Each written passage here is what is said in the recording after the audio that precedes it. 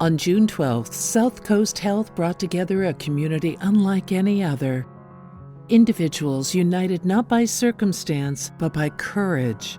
This is one of their stories, a story of perseverance, of healing, of what it truly means not just to survive, but to thrive.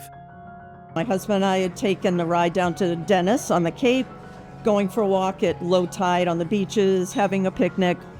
Knew that there were reports out there, but really kind of just having a nice day.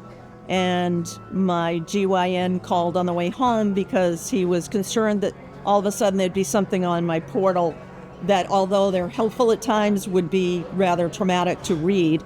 It took a while to sink in that this was all real and happening. We just kind of drove the rest of the way home in silence. I was set up with the oncology team at Charlton Cancer Center only days later after getting that information.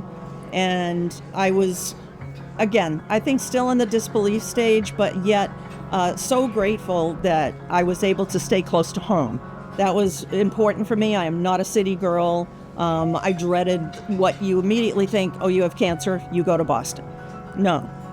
In this case, I was able to have Boston doctors here closer to home, and they put me, it was informational, I guess, at the very first, and even that, absorbing that took days, but then they took charge, and the nurses that worked with them took charge, and that helped me move forward.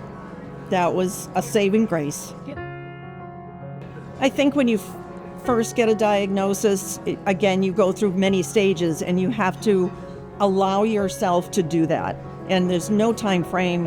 Again, your path, your journey is going to be different. But when you're afraid, it is better to release it to people that you trust. It doesn't matter if that's one person or your best friend or your spouse or your doctor. And these nurses were amazing, and they're trained for this. They understand because they've been around people with this, and they have that information to back it up. So share when you can, and when you can't, just sit silently and know that you have the strength to get through it. I just